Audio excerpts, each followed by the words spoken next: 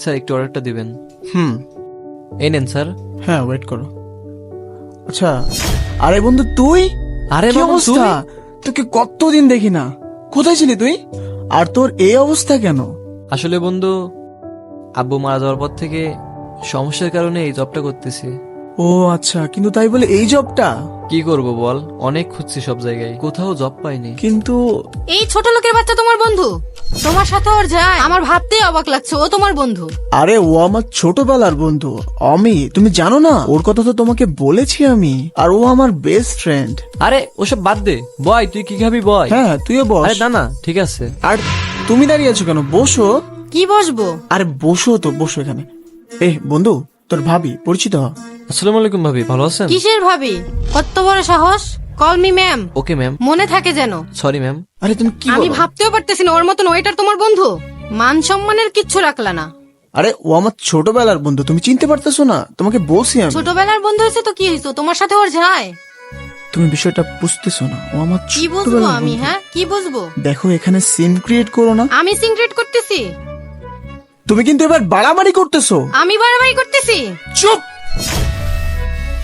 জানো ওকে, আজ আমার এত স্ট্যান্ডার্ড, তুমি আমার স্ট্যান্ডার্ডের জন্য অহংকার করতেছো না? তুমি জানো এই স্ট্যান্ডার্ডের পিছনে কার হাত আছে? ওর হাত আছে। ও না থাকলে আজ আমি এখানে থাকতাম না। আর তুমি ওর কথা বলতেছো, ও ছোট লোক। তাহলে শোনো। কিরে, কি অবস্থা? ভালো, তা তোকে এমন দেখাচ্ছে কেন? কি হয়েছে আমাকে বল। না, কিছু না। কি হয়েছে আমাকে বলবি তো নাকি? না, তেমন কিছু না, এমনি। আরে কি হয়েছে বলবি তো নাকি? আসলে একটা বিজনেস প্ল্যান করতেছিলাম, বুঝলি? ভালো তো, কর। তো 10 লাখ টাকার প্রয়োজন। আর তুই তো জানিস আমার ফ্যামিলির অবস্থা কিরকম, আর আমার পক্ষে এখন এতগুলো টাকা ম্যানেজ করা পসিবল না। তুই কি পাগল হয়েছস? আমি আছি না? 10 লাখ টাকা মাত্র, তুই একবার আমাকে ফোন দিবি না? বন্ধু, এটা 10 লাখ টাকা, 10,000 নয়। আরে 10 লাখ তো কি হয়েছে, আমার বাবার কি কম আছে নাকি?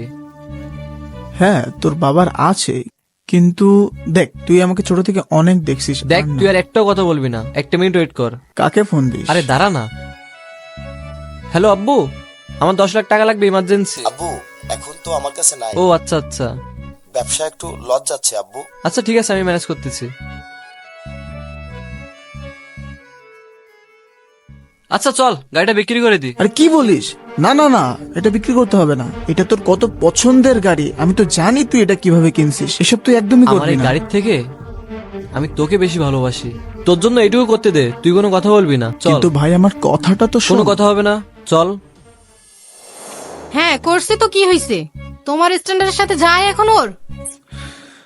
তাহলে তুমি এখন কি বলতে চাচ্ছ? কি বলতে চাচ্ছি মানে, তুমি ওর সাথে কথা বলতে পারবে না। এই ওয়েটার, যাও খাবার নিয়ে আসো। এই দাঁড়া, কোথাও যাবে না।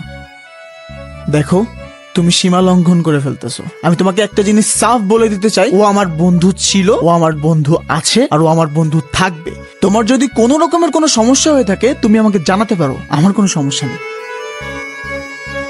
আচ্ছা ঠিক আছে, তাহলে একটা সিদ্ধান্তে আসো, হয় ও না হয় আমি।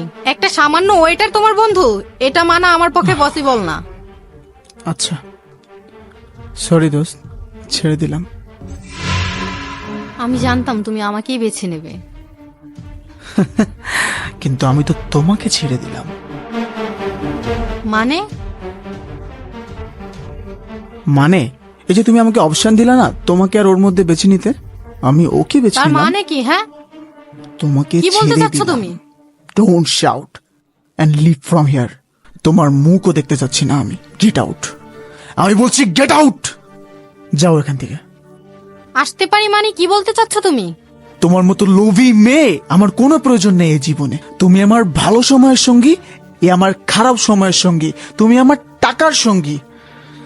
কি আর বলবো, তুমি এখান থেকে যেতে পারো। এখনো বসে আছো, দেখো আমি এর আগে সিন ক্রিয়েট না করি, তুমি এখান থেকে উঠে চলে যাও, আমি বলে দিচ্ছি।